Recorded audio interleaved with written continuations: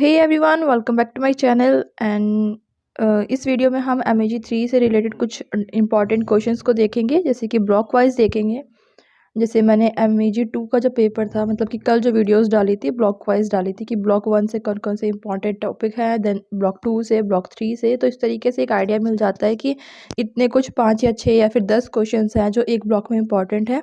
और मैक्सिमम वही क्वेश्चन आते हैं, क्योंकि नॉवेल्स में होता है कि कुछ जनरली क्वेश्चन होते हैं या फिर थीम्स के ऊपर, टाइटल के ऊपर, या फिर सोसाइटी को कैसे डिपिक्ट किया गया है, सोशल इश्यूज़ क्या हैं। तो इन्हीं जो यही कुछ ऐसे बेसिक से क्वेश्चन होते हैं जो बार बार आते हैं। जस्ट उनकी जो लैंग्वेज होती है वो थोड़ी सी मोल्ड कर दी जाती है और आपको फिगर आउट करना होता है कि आप उसमें क्या क्या लिख सकते हैं अपने अकॉर्डिंग। तो इस वीडियो में पहले हम डिस्कस करते हैं इसका जो पैटर्न होता है वो कैसे आता है।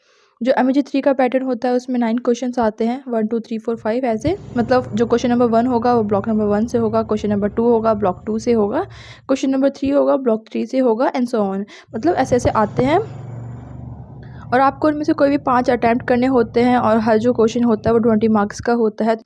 एंड या जब हम पैटर्न की बात करते हैं, जैसे कि मैंने बोला कि आपको कोई 5 क्वेश्चन अटैम्प्ट करने होते हैं और हर क्वेश्चन जो होता है वो 20 मार्क्स का होता है, तो आपका 100 नंबर का पेपर हो गया। तो एक चीज़ ये है कि जैसे कि क्वेश्चन आता है क्वेश्चन नंबर 1 1 से, क्वेश्चन नंबर 2 2 यूनिट से, तो आप कोई भी फिर 3 यूनिट्स को स्किप भी कर सकते हैं। बहुत सारे ऐसे लोग होंगे, आप में से बच्चे होंगे जो जॉब करते होंगे या फिर जिनके पास अभी बिल्कुल भी टाइम नहीं है, वो अपना कुछ और प्रिपरेशन कर रहे हैं। देन इट मीन्स कि आप कोई भी 2 या 3 नॉवल स्किप कर सकते हैं, बिकॉज आपको सिर्फ 5 क्वेश्चन करने होते हैं। आपको ऐसे 9 क्वेश्चन में कोई भी कर सकते हो आप। तो अगर आपको लगता है कि ये नॉवल हार्ड है, वो नॉवल हार्ड है, तो आप उसे जस्ट स्किप कर दीजिए, क्योंकि हर नॉवल से एक क्वेश्चन आएगा। तो आप उस जिस नॉवल को आप कर रहे हैं, जिन 5 नॉवल्स को आप कर रहे हैं, उनको कम से कम आप अच्छे से करिए, ताकि उससे कोई भी क्वेश्चन पूछा जाता है तो आप उसे अटैम्प्ट कर सकें। आप वो स्किप ना करें, क्योंकि आपने ऑलरेडी 3 नॉवल्स स्किप कर रखी हैं।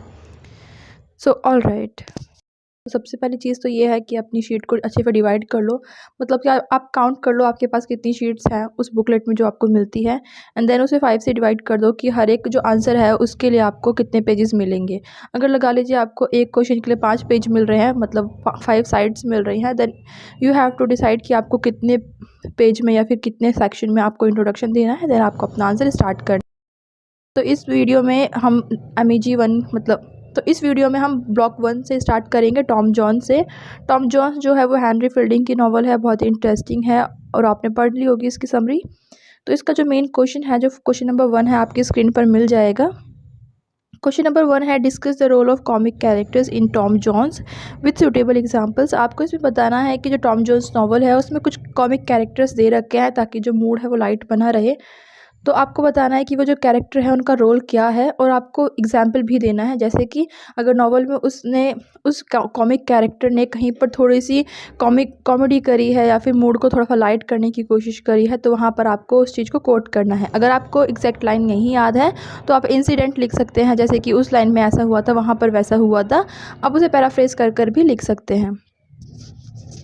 देन इसका जो क्वेश्चन नंबर 2 है, इसमें बोल रखा है, discuss the representation of female characters in Tom Jones. कि टॉम जॉन्स में जो फीमेल कैरेक्टर्स हैं उनको कैसे डिपिक्ट किया गया है, रिप्रेजेंटेशन कैसी है, आपको वो डिपिक्ट करनी है। कि कौन, पहली बात तो ये कि आपको बताना है कि कैसे जो हेनरी फील्डिंग है उन्होंने अपने कैरेक्टर का कैसे शो किया है, जो फीमेल कैरेक्टर है। देन 1 बाय 1 आप जितने भी कैरेक्टर को आप इंट्रोड्यूस करना चाहते हैं, फीमेल कैरेक्टर को, आप उन सबको बारी बारी दिखा सकते हैं। प्लस आप इसमें उनको सोशल रोल भी दिखाएंगे कि वो जो कैरेक्टर है वो क्या कर रहा है अपनी लाइफ में। एंड देन क्वेश्चन नंबर जो 3 है वो है, discuss Fielding's narrative strategy in Tom Jones. जो नैरेटिव स्ट्रेटजी होती है वो इम्पॉर्टेंट होती है कि जो नॉवल है वो किस तरीके से नरेट की। जो नैरेटिव है वो फर्स्ट पर्सन है, सेकंड पर्सन है, या फिर थर्ड पर्सन से लिखा गया है, उसके पॉइंट ऑफ व्यू से लिखा गया है, या फिर ऑमनीसिएंट है। तो आपको इस चीज़ को दिखाना है और कैसे कैसे जो उसकी स्ट्रैटेजी है वो वर्क करती है। आपको सिंपली इसमें 1 पर्सन, सेकंड पर्सन इस तरीके से बताना है कि कौन नरेट कर रहा है, किसको नरेट कर रहा है, उन सब चीज़ों को। देन क्वेश्चन नंबर 4 है, discuss the feminist concern in Tom Jones. की फेमिनिस्ट कंसर्न कैसे है टॉम जॉन्स में। तो जैसे कि जो फीमेल कैरेक्टर होते हैं उसी के हिसाब से जो फेमिनिस्ट कंसर्न है वो आप शो कर सकते हैं कि कैसे फीमेल कैरेक्टर्स को शो किया गया है नॉवल में, एंड कैसे जो मेल कैरेक्टर है वो फीमेल कैरेक्टर को ट्रीट कर रहे हैं, और जो फीमेल कैरेक्टर है उनका सोसाइटी में रोल क्या है, अंडरस्टैंडिंग क्या है, या फिर सोसाइटी उन्हें कैसे डिपिक्ट करती है। तो ये कुछ ऐसे कंसर्न होते हैं जो आप दिखा सकते हैं कि ये फेमिनिस्ट कंसर्न है। देन क्वेश्चन नंबर 5 है, but do you understand by the phrase fiction as a history, कि फिक्शन एज हिस्ट्री से आप क्या समझते हैं। तो आप इसमें बता सकते हैं कि जो फिक्शन होता है वो भी कहीं ना कहीं हिस्ट्री से रिलेटेड ही होता है। कोई भी इंसान फिक्शन अगर लिखता है, जैसे कि जेन ऑस्टन की नॉवेल्स हैं, तो वो फिक्शन लिखती है, हमें पता है कि वो स्टोरीज़ हैं, हिस्ट्री नहीं है, बट हमें उनसे पता चलता है कहीं ना कहीं कि उस टाइम पे सोसाइटी ऐसी रही होगी। तो जो फिक्शन है वो भी एक तरीके से हिस्ट्री को डिपिक्ट करती है कि उस टाइम के लोग कैसे हैं या फिर कैसे नहीं। अगर मैं इस टाइम पे कोई स्टोरी लिखना चाहूँ या फिर कोई फ़िक्शन लिखूँगी, तो जो मेरे जो थॉट्स होंगे वो 10 साल बाद, 20 साल बाद आज के टाइम पीरियड को दिखाएँगे कि आज की सोसाइटी कैसी थी। तो आज का टाइम उन लोगों के लिए एक हिस्ट्री बन जाएगा।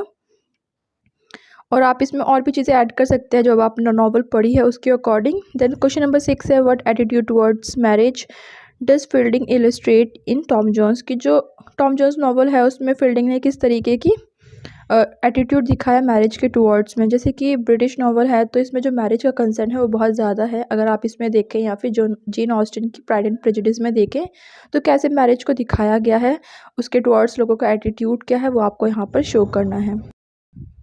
तो ये तो था जो ब्लॉक 1 है टॉम जोन्स की नॉवल से, उसमें कुछ बेसिक से क्वेश्चन है जो आए हुए हैं। ऐसा नहीं है कि मैंने ऐसे रैंडम से उठा लिया है, मैंने लास्ट ईयर के जितने भी पेपर्स थे आपके पास भी होंगे, मे बी आप भी उसमें चेक कर सकते हैं। लास्ट ईयर के सारे पेपर में से ये कुछ क्वेश्चंस थे, और भी क्वेश्चंस हैं वैसे, बट मैक्सिमम यही होता है कि लास्ट 4 या 5 ईयर्स तक ये होता है जो बैक अगर रिपीट होते हैं तो। द नेक्स्ट वीडियो में मैं इसका सेकंड यूनिट करूँगी, मतलब कि जो इसकी सेकंड यूनिट में जो नॉवेल्स हैं उसके ऊपर रिलेटेड क्वेश्चन करूँगी।